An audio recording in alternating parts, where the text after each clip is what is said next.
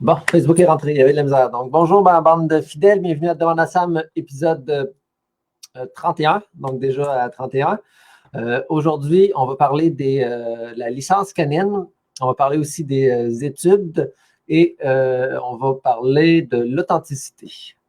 Donc, pour commencer, une question de Alexis. Bon, écrivent leur nom des fois de drôle de façon, c'est dur à relire. Alors, je pars de Québec vers Saint-Jean-sur-le-Richelieu. Je voulais simplement savoir pour enregistrer mon chien si je peux le faire ici ou il faut le faire là-bas. Je ne sais pas si c'est à chaque ville ou provincial. Merci. Donc, les licences canines varient vraiment d'une ville à l'autre. OK? Vous pouvez passer d'une ville à une autre ville, la licence n'est plus bonne. Donc, c'est vraiment important de faire votre changement de licence. Puis chaque ville est différente. Il y a des villes que c'est un paiement pour la vie. Euh, oups. Je me rends compte qu'ici, ce ne sera pas bien long. Encore un petit bug. Désolé. Il y a comme un petit bug avec Instagram. OK, on recommence. Désolé. C'est ça le direct, hein? Instagram. On recommence. En direct. Bon, là, ça fonctionne. OK, désolé pour l'intermission. Donc, Instagram, ça a bugué au début. Donc, épisode 31, vous allez voir les sujets au courant de l'épisode. Donc, c'est ça, les licences canines varient vraiment d'une ville à l'autre. Donc, puis c'est ça, comme je disais, il y a certaines villes que vous déménagez, il y a certaines villes que vous payez seulement une fois et vous l'avez à vie. Je dirais ça, c'est plus des fois en région. Ça a peut-être changé avec les années, là, mais je sais qu'il y avait certains endroits, c'était comme 10 25 tu avais ta licence, puis c'était pour toujours. Tu n'avais pas besoin de repayer ou quoi que ce soit. Tu as des villes, justement, comme la ville de Québec, là, je crois que c'est rendu 38 c'est 38 par année. Donc, c'est sûr que si vous êtes habitant de Québec, mettons, vous déménagez à Lévis, ben, la médaille de Québec n'est plus bonne. Il faut l'acheter à Lévis. C'est sûr que si vous perdez votre chien, mettons, à Lévis, ben, ils vont appeler puis ils vont avoir les coordonnées de l'adresse de Québec. Donc, si vous avez toujours le même numéro de téléphone, ils vont pouvoir vous rejoindre, mais l'adresse et plus rien de ça ne sera plus bonne. Puis, de toute façon, chaque ville, la plupart des villes, c'est obligatoire. Donc, c'est obligatoire d'avoir une licence et sous peine justement d'amende, encore selon les villes. Donc, si vous déménagez, ce que je vous conseille, c'est vraiment de contacter la ville dans laquelle vous allez aménager pour savoir, là, eux vont pouvoir vous dire exactement là, comment ça fonctionne. C'est sûr, il y a certaines villes aussi que vous gardez toujours la même médaille à chaque année. Il y en a d'autres que c'est une médaille différente à chaque année. Donc, c'est vraiment propre à chaque ville. Puis, je dirais aussi, là, pour ce qui est du nombre d'animaux aussi, ça, c'est propre à chaque ville. Comme dans la ville de Québec, c'est 4 animaux maximum. Si on en veut plus, c'est possible, mais il faut faire une demande de permis. Puis pour faire la demande de permis, ça demande que les animaux soient vaccinés, stérilisés, exemple de zoonose, qui est des maladies infectieuses, là, transmissibles. Il faut que ce soit stérilisé, je l'ai dit. Puis ça, c'est comme, je sais qu'à Québec, là, c'est 50 par année pour avoir votre permis. Donc, si vous voulez avoir 3 chiens, 2 chats, c'est possible. Il faut juste faire une demande de permis. Puis ça vaut la peine de faire la demande de permis, de payer le 50 versus d'avoir une plainte, puis qu'il y a un inspecteur qui vient chez vous, puis que là, vous devez rentrer dans des démarches pas toujours plaisantes. Donc, ça, c'est quelque chose que je ne savais pas. Je veux dire, même moi qui travaillais là-dedans pendant des années. Je m'étais comme. Non, mais pendant un bout, je vais l'avouer, j'étais illégal, j'avais trop d'animaux. Puis je ne voulais pas les faire licencier parce que j'avais peur justement qu'on vienne me les confisquer ou quoi que ce soit. Mais quand tu mets à comprendre comment fonctionnent les règlements municipaux, puis que tu fais juste informer, des fois c'est juste de s'informer. C'est ça, je me rends compte que toutes ces années-là, j'aurais pu juste faire une demande de permis et j'aurais été légal parce que mes animaux, ils ont toujours été tous vaccinés, vermifugés, etc., etc. Donc ça, c'est quelque chose que je crois que la Ville de Québec aurait intérêt à mettre un petit peu plus de l'avant. Donc, de dire, oui, il faut avoir plus d'animaux, mais il s'agit juste de demander un permis, il s'agit juste de vous conformer. Puis, merci, bonsoir, le tour est joué. Donc, ça, c'est pour les licences canines. L'autre, c'était les études. Une question de Marie-Ève. Ève-Marie. Ève-Marie, c'est ça. Elle me dit, est-ce que les études que vous avez réalisées ont de près ou de loin un lien avec votre parcours professionnel? La réponse est en gros non. J'ai un secondaire 5 et suite à mon secondaire 5, là, j'ai fait un cours de cuisine que je n'ai même pas terminé. Parce que dès que j'adorais cuisiner, j'aimais ça justement faire des mets et tout et tout. Je n'étais pas l'élève le plus attentif, mais j'avais quand même des super de bons résultats. Ce que je faisais, c'était super bon parce que je suis quelqu'un de créatif. Donc, mais quand on est rentré dans le côté là, plus structurer un menu, comment gérer un restaurant et tout, j'ai lâché le cours. C'était vraiment pas pour moi. C'est ça, je suis pas quelqu'un là, qui est à l'aise à être dans la bureautique, la paperasse, la structure. C'est mon talon d'Achille. Non, donc j'ai vraiment aucun lien, aucune étude en lien avec les animaux. La raison pour laquelle je travaille avec les animaux et que j'ai un refuge, c'est que depuis que j'ai l'âge de 6 ans que je travaille avec les animaux. Ma mère a une pension qui s'appelle Pension Belle Nuit sur la rive sud de Québec, là, à Pintendre, avant que ça se fusionne et que ça devienne Lévis. Donc, c'était une des premières là, dans la région. Donc, déjà, j'avais 6 ans, puis ben, je m'occupais justement là, de donner à manger aux chiens, de m'occuper des chiens. On a toujours eu des animaux à la maison chez nous. Puis, justement, là, dès l'âge, donc, j'ai toujours travaillé, été en contact direct avec les animaux. Ma mère aussi, avant, elle avait été un petit peu technicienne dans une clinique vétérinaire. Donc c'est pour ça que j'ai toujours été entouré d'animaux. Ensuite, j'ai travaillé justement là, au centre de services animaliers de Lévis. À cet endroit-là, justement, j'ai été plusieurs années là, ce qui me permis de prendre de l'expérience justement avec le milieu des animaux abandonnés. Mais quand je suis arrivé à Québec, c'était une toute autre réalité. C'était pas du tout la même affaire. J'ai fait le saut et j'ai trouvé ça quand même très difficile. C'est que j'ai eu l'opportunité justement là, d'être le directeur général pour la protection des animaux de Québec, que ça s'appelait avant. Donc là, on a été pendant 3 ans et 3 mois le centre de services animaliers municipal. Je vous dirais que j'ai fait mes classes un petit peu dans ce temps-là, parce que j'avais aucune notion de gestion d'employés, de gestion d'entreprise, de gestion de whatever. C'était tout nouveau. J'ai toujours eu quand même l'esprit entrepreneurial un petit peu. Parce que quand j'avais 17 ou 18 ans, je m'étais parti une petite entreprise qui s'appelait le refuge Artémis. Artémis, c'est une déesse grecque ou romaine, je ne me rappelle plus, là, celle qui était le plus reliée justement là, aux animaux. Là, je pense que c'est la déesse des animaux sauvages, quelque chose comme ça. Je ne me rappelle plus, il faudrait que je le regarde. Mais tu sais, je m'étais parti cette petite entreprise-là qui faisait de l'adoption d'animaux, de la capture et relocalisation de cages, capture et relocalisation d'animaux sauvages dans des cages trappes. J'ai été aussi là, pour la Ville de Québec. J'ai eu le contrat là, pendant 2 ou 3 ans pour divers arrondissements pour la capture et relocalisation d'animaux sauvages. Donc, c'est pour ça que j'ai toujours travaillé avec les animaux, autant domestiques que sauvages.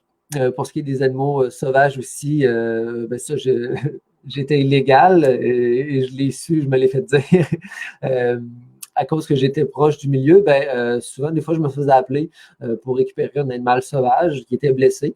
Donc, je le récupérais, je l'amenais chez nous, je le rééduquais. Pas le rééduquais, je veux dire, je le soignais et j'allais le relâcher justement dans la nature, dans son habitat idéal pour lui, jusqu'à ce que un moment donné, la faune me vienne me dire que je n'ai pas le droit de faire ça et que si j'allais continuer, j'allais avoir des amendes. Je vais dire, oh, OK, moi qui pensais juste bien faire en sauvant les animaux, parce que la faune, leur mentalité, puis ça, on pourrait en discuter parce que tu sais, je comprends leur mentalité, mais en même temps, quand tu es quelqu'un qui aime les animaux, puis tu dis oh, je peux l'aider, puis il va continuer sa vie.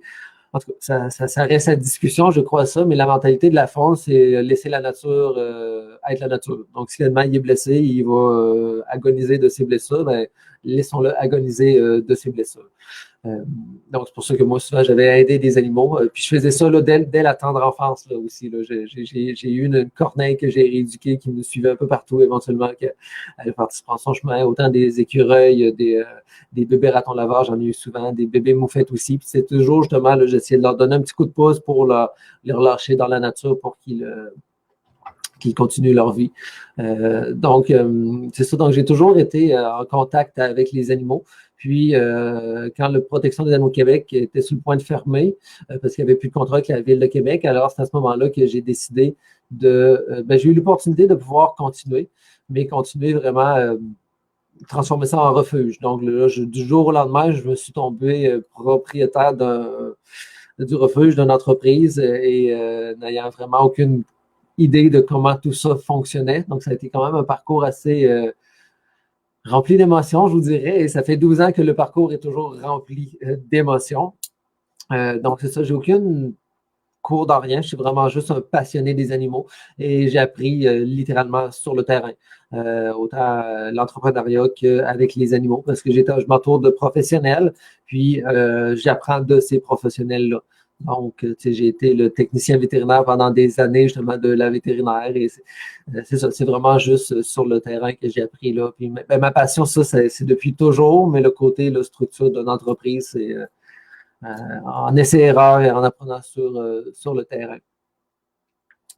Donc, c'est pour ça que je décide en même temps de parler de cette question-là, parce que voyons, de cette répondre à cette question-là. L'autre, c'est pas une question, c'est l'authenticité. C'est juste un sujet que je voulais apporter parce que je ne suis pas un professionnel. Ok, je ne suis pas un professionnel dans rien. Le seul diplôme que j'ai, c'est lui, puis c'est un diplôme de sophrologie dynamique, ce qui est une sorte de méditation dynamique. Mais c'est ça. Moi, je suis quelqu'un qui parle justement du cœur. Donc, puis c'est ça ma force. Je parle, j'agis, je fais avec mon cœur. C'est pour ça que je vais essayer d'aider le plus d'animaux possible, que je vais essayer d'aider le plus de personnes possible, le plus de clients possible. Puis, tu sais, comme là, cette semaine, là, justement, là, ceux qui ont vu un peu les épisodes du début, là, c'est pas ma meilleure semaine. Là. J'ai pas le cœur à l'ouvrage. Puis, quand j'ai pas le cœur à l'ouvrage, ben, je tombe dans mon mental.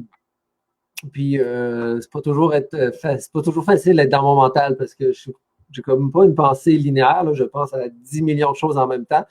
Donc, puis ça, c'est que j'ai eu hier mon premier commentaire ma première critique négative un petit peu sur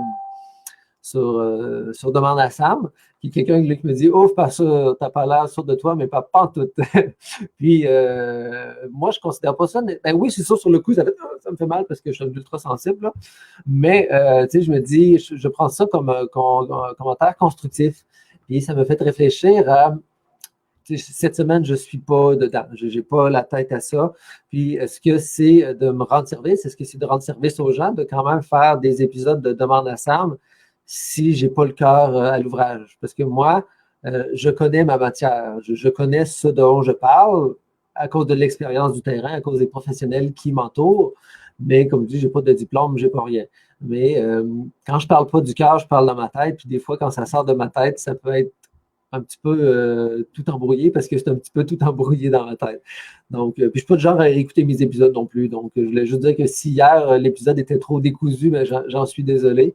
C'est ça, j'ai pas vraiment le cœur à l'ouvrage. Puis je pensais trop avec ma tête et c'est pour ça que des fois, ça peut sortir tout croche. Mais ça me fait penser aussi, là, justement, là, est-ce que quand je suis comme ça, est-ce que je fais juste dire, OK, je prends une pause parce que je me suis dit, je m'engage envers le. Bonjour Ruby. Je m'engage envers justement vous là, à faire des demandes à Sam, mais c'est peut-être pas me rendre service ni rendre service à vous si mes épisodes ne sont pas plaisants parce que je suis trop décousu ou je ne suis pas dans une bonne état pour faire justement ces épisodes-là.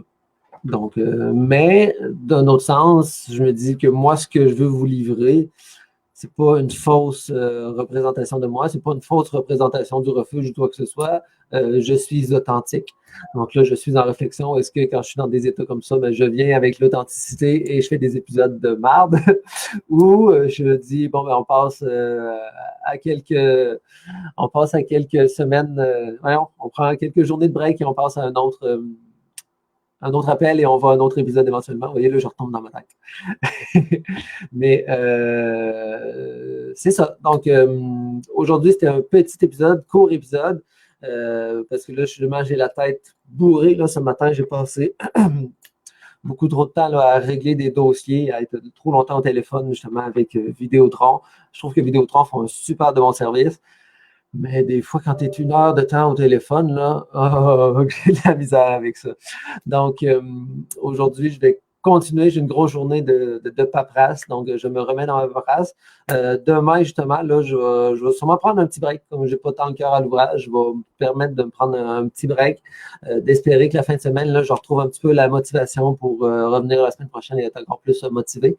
Puis, à partir de la semaine prochaine, je vais avoir justement certains invités qui vont venir faire des interventions avec moi.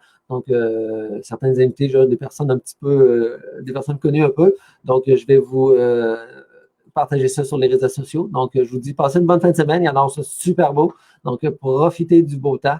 Moi, c'est ça que je vais faire en fin de semaine. Je tourbe mon terrain parce que ça fait 3 ans que je suis dans le sable terrain, sable et terre et tout là. Donc, je tourne mon terrain en fin de semaine. Donc, profitez du beau temps, amusez-vous et on se dit à lundi. Bon, ben, bonne fin de journée. Ah oui, puis tant que vous avez des questions, j'ai des réponses. Au revoir.